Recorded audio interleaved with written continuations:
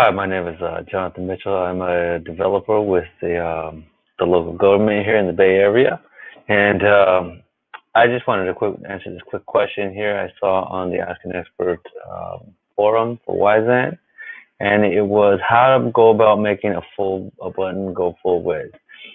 And essentially, um, we can interpret this as a button or a child element. So I've created a little code pen here for us to kind of demonstrate that concept. So we got a parent element, which is a div, and then I went ahead and put two inline elements, which is a button and a span. Inline meaning they respect the contents that is inside them's width. So if I was to take out this class here, it's obviously going to lose reference to that. But let's see. Let's just turn on our border so I can demonstrate this. So we'll turn on our border, and we will come back and undo that. So notice the box is now it's just the width of the content, and if I put more content in there,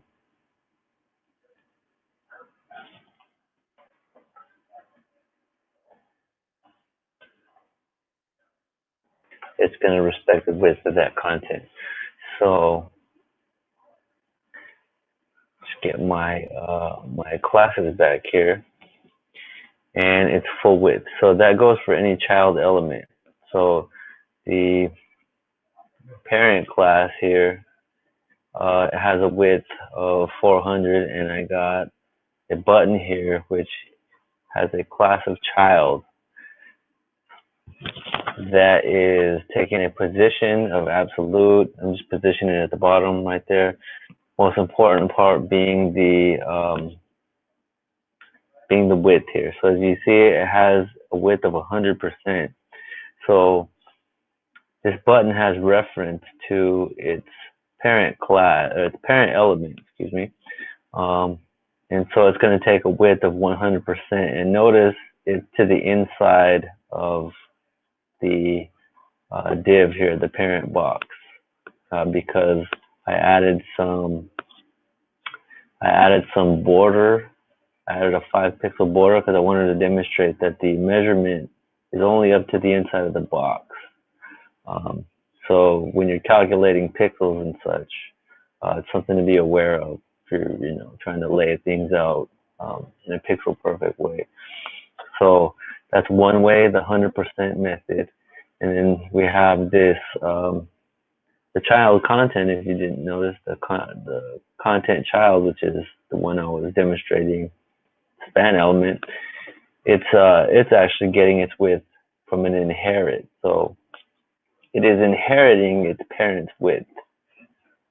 So the content child is inheriting the parent's class, and we can demonstrate that by just changing the width here to 300 or 250.